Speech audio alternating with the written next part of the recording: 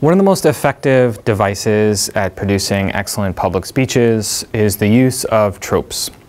Trope comes from the Greek word tropine, which literally means to turn.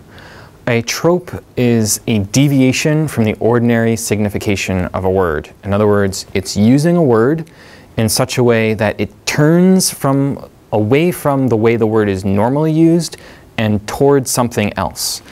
In the writing of public speeches or the writing of speeches, there are 4 main tropes that are used most often. 3 of them, the 4th is the more complicated trope, but the first main trope is a metaphor. Sometimes similarly we'll consider them as one. A metaphor is a comparison between 2 unlike things. A simile is a comparison that uses like or as, so they're essentially rhetorically, they perform the same function. So when we use a metaphor, we're using a word to compare 2 things in such a way that that word doesn't refer exactly to the thing that it normally refers to, but refers to something else slightly. So if I might say, on the final exam, several students went down in flames.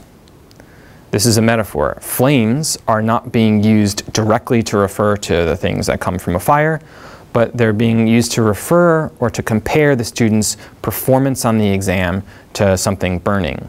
So I'm comparing those 2 things that are otherwise unlike.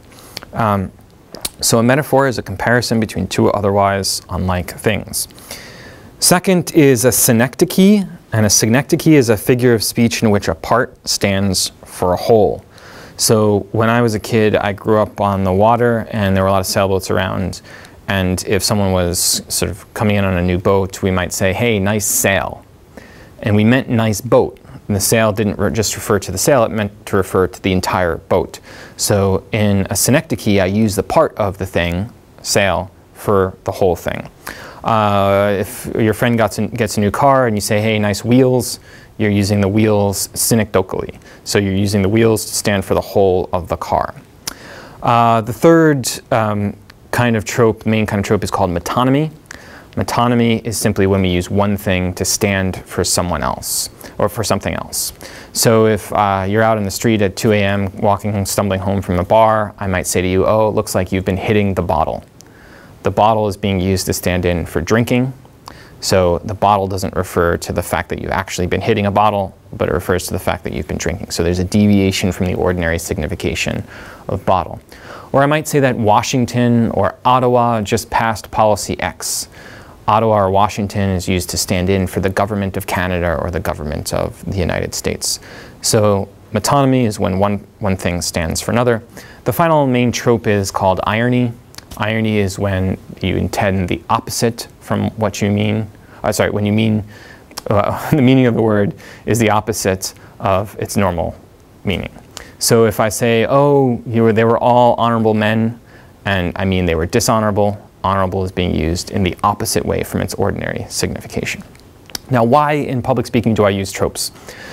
Number 1, tropes are memorable devices. They're devices that create a visual image in the mind of the audience that hopefully will anchor a speech. That image can hold in the audience's mind. Number 2, it also creates associations, visual and otherwise. It creates kinds of associations that can aid in the argument being advanced in a particular speech. So it's a kind of visual and oral way of creating an association that fosters an argument. So tropes help us remember, and they help foster or support arguments.